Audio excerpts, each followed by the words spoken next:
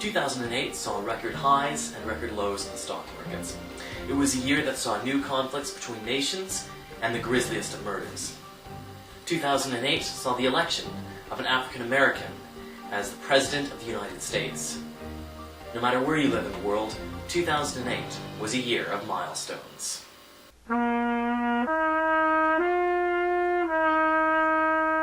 2008 was ushered in by millions of people. From Amsterdam to Red Square, from Melbourne to Seattle, the end of 2007 was celebrated around the world. 2008 wasn't a celebration for long, however. The recent assassination of Pakistani political icon Benazir Bhutto sparked a major political uprising in that country. Pakistani President Pervez Musharraf did his best to stay in power, even relinquishing his control of the military in a bid to appease those who opposed him. However, it was to no avail. Mr. Musharraf was defeated in a national election by Benazir Bhutto's old party, led by her widower. The situation in Pakistan remains fairly stable to date. Political drama wasn't just restricted to Pakistan. Canadians saw some historical political moments as well. It all started when Canadian Prime Minister Stephen Harper and his Conservative Party called an election. The election saw the Conservatives re-elected with a strong minority government. Emboldened by his new power, Harper thought he could do anything and attempted to pass a financial statement saying that his government would be unwilling or unable to help Canadians in light of the current financial crisis.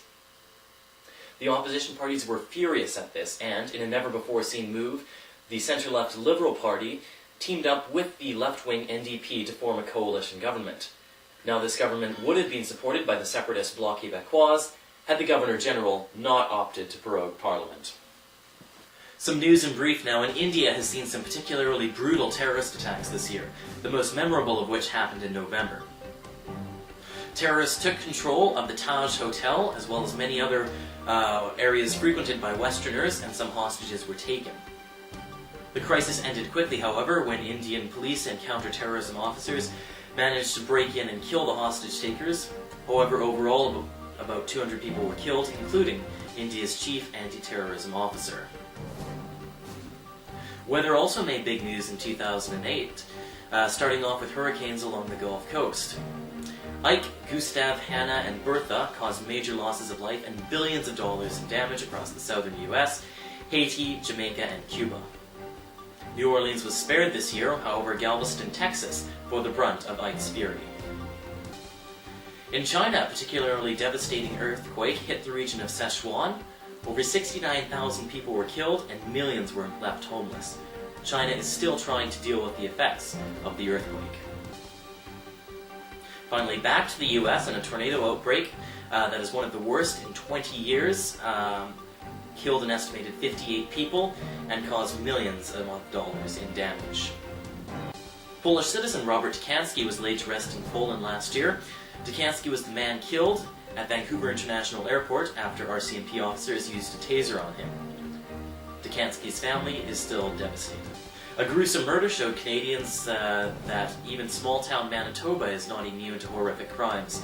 Over the summer, Tim McLean, 22, was killed by Vince Young Lee and beheaded as he was traveling through that province on a Greyhound bus. Tim McLean will be missed dearly by friends and family.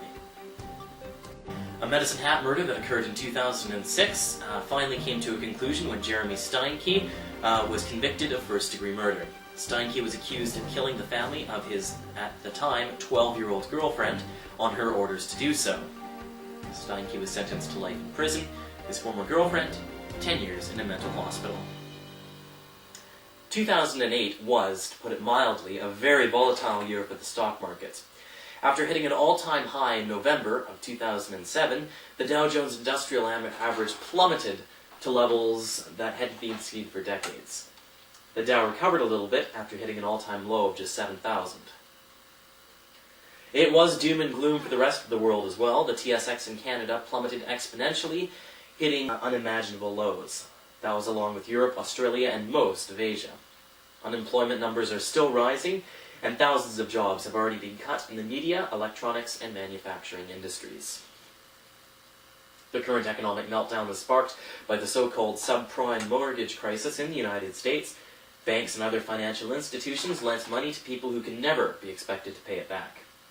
These risky lending practices were the catalyst for one of the biggest economic recessions in recent memory. Thanks to globalization, the problem quickly spread from the United States. They always say misery loves company. On August 7th, Russia became involved in another military conflict. It all started when Georgia began to launch air raids into South Ossetia, a region in Georgia that was ruled by Russian separatists. Russia responded by sending troops into South Ossetia, as well as into Abkhazia, another Georgian breakaway region, and as the war intensified, it looked as if Russia was trying for an all-out takeover as they were launching troops further and further into Georgia. This was averted, however, when Russia and Georgia signed a ceasefire on August 15th. The South Ossetia crisis stole some of the glory that China was expecting with its 2008 Summer Olympics. For the most part, the Beijing 08 Olympics went off without a hitch. However, there were a few scandals. Chinese gymnasts are widely believed to be underage.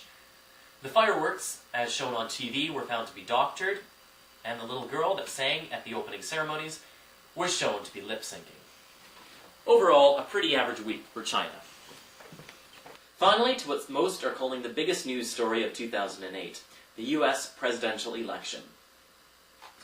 On November the 14th, Americans overwhelmingly elected Barack Obama, an African-American, as their 44th president.